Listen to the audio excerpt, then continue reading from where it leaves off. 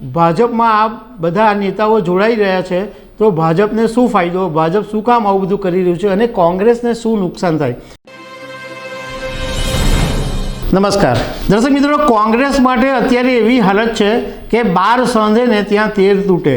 હમણાં થોડાક દિવસ પહેલાં જ ગુજરાતની અંદર CJ ચાવડા કોંગ્રેસના ધારાસભ્ય હતા, એ પછી એ પહેલાં ખંભાતના ધારાસભ્ય હતા કોંગ્રેસના, એ બધા ભાજપમાં જોડાઈ ગયા. હવે વાત કરીએ મહારાષ્ટ્રની, કે મહારાષ્ટ્રમાં તમને ખ્યાલ છે કે હમણાં થોડાક દિવસ પહેલાં મિલિંદ દેવડા કોંગ્રેસ છોડીને ભાજપમાં જોડાયા હતા. એ પછી બાબા સિદ્દીકીએ કોંગ્રેસ છોડી દીધું અને હવે કોંગ્રેસના એક મોટા નેતા કે જેઓ મહારાષ્ટ્રના મુખ્યમંત્રી પણ રહી ચૂક્યા છે, એમણે પણ કોંગ્રેસમાંથી રાજીનામું આપી દીધું છે અને સંભવતઃ 1-2 દિવસની અંદર ભાજપમાં જોડાઈ જશે. તો એના વિશે તમારી સાથે વાત કરીશું. મારું નામ રાજેશ શાહ છે અને તમે જોઈ રહ્યા છો ખબર છે.com. દર્શક મિત્રો, કોંગ્રેસની હાલત ઘણા બધા રાજ્યોમાં પાતળી થઈ ગઈ છે. ગુજરાતમાં આપણે જોયું કે ગુજરાત વિધાનસભા 2022ની અંદર કોંગ્રેસને માત્ર 17 સીટ મળી હતી અને એમાંથી પણ 2 ધારાસભ્યો તો કોંગ્રેસ છોડીને ભાજપમાં ચાલ્યા ગયા. મહારાષ્ટ્રની અંદર પણ કોંગ્રેસની જે સ્થિતિ છે એ પહેલેથી ખરાબ જ છે અને ત્યાં જ્યારે મહારાષ્ટ્રમાં સરકાર બનાવેલી ઉદ્ધવ ઠાકરે સાથે NCP સાથે મળીને, પરંતુ કોંગ્રેસનું એટલું બધું વર્ચસ્વ નહોતું. હવે કોંગ્રેસમાં જેટલા નેતાઓ કહેવાય જે મોટા મોટા માથા, એમાં મિલિંદ દેવડાએ પહેલાં રાજીનામું આપી દીધું, એ પછી બાબા સિદ્દીકીએ રાજીનામું આપ્યું અને હવે અશોક ચૌહાણે રાજીનામું આપ્યું છે. અશોક ચૌહાણ મહારાષ્ટ્રના પૂર્વ મુખ્યમંત્રી રહી ચૂક્યા છે અને એમના પિતા હતા શંકરરાવ ચૌહાણ, એ પણ મહારાષ્ટ્રના મુખ્યમંત્રી રહી ચૂક્યા છે. આ જે ચૌહાણ પરિવાર છે એ મહારાષ્ટ્રમાં ખાસું વર્ચસ્વ ધરાવે છે અને જે નાંદેડ વિસ્તાર છે એની અંદર આ ચૌહાણ પરિવારનું ખાસું એવું વજન છે અને એક સન્માન છે. અશોક ચૌહાણની વાત કરીએ એમની કારકિર્દીની, તો 1987માં તેમણે કોંગ્રેસમાં એક મહાસચિવ તરીકે પોતાની કારકિર્દી શરૂ કરેલી. એ પછી તેઓ 2 વખત સાંસદ બન્યા અને 4 વખત ધારાસભ્ય રહી ચૂક્યા છે.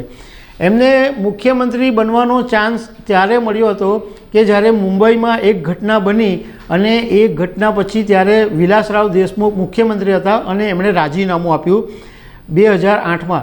તો 2008માં જ્યારે વિલાસરાવ દેશમુખે રાજીનામું આપ્યું ત્યારે કોંગ્રેસે અશોક ચૌહાણને મુખ્યમંત્રી બનાવ્યા હતા. પણ 2008થી 2010 સુધી અશોક ચૌહાણ મુખ્યમંત્રી રહી ચૂક્યા હતા. પરંતુ 2010ની અંદર એક આદર્શ હાઉસિંગ કૌભાંડ બહાર આવ્યું અને એને કારણે અશોક ચૌહાણે રાજીનામું આપી દેવું પડ્યું. હવે કોંગ્રેસ માટે પ્રોબ્લેમ એ છે, એટલે આપણને એમ થાય કે આ ભાજપમાં આ બધા નેતાઓ જોડાઈ રહ્યા છે તો ભાજપને શું ફાયદો, ભાજપ શું કામ આવું બધું કરી રહ્યું છે અને કોંગ્રેસને શું નુકસાન થાય? તો મહારાષ્ટ્રની અંદર ટોટલ જે લોકસભાની બેઠક છે એ 48 છે. હવે 2019માં જે લોકસભાની ચૂંટણી થઈ હતી એની આપણે વાત કરીએ તો તે વખતે જે ઉદ્ધવ ઠાકરેની શિવસેના હતી એની સાથે ભાજપનું ગઠબંધન હતું.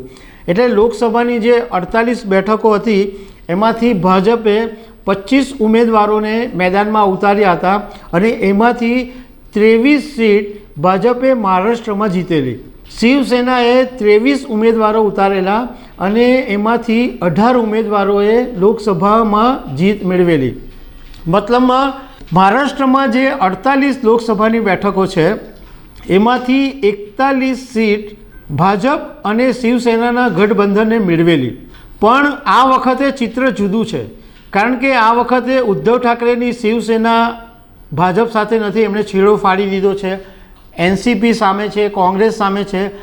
એકનાથ શિંદેની સાથે ભાજપે સરકાર બનાવી છે અને NCPના નેતા અજીત પવારને પોતાના પક્ષમાં જોડ્યા છે. પરંતુ આમ છતાં ભાજપને મહારાષ્ટ્રની અંદર થોડીક વધારે મજબૂતાઈની જરૂર છે, કારણ કે જો લોકસભાની ચૂંટણીમાં વધારે બેઠકો મેળવવી હોય તો એ એકલા હાથે ભાજપ માટે લડવું મુશ્કેલ છે. બીજું કે ભાજપનો એક એવો પણ આશય છે કે કોઈ પણ હિસાબે કોંગ્રેસને નબળી કરવી, એટલે કોંગ્રેસના જે પણ નેતાઓ આવે છે એ ભાજપમાં સામેલ કરી દેવામાં આવે છે. કારણ કે આ બધાને કારણે કોંગ્રેસની તાકાતમાં ધીમે ધીમે ઘટાડો થઈ રહ્યો છે. તો દર્શક મિત્રો, આવી અનેક વાતો સાથે અમે તમને મળતા રહીશું. Thank you very much.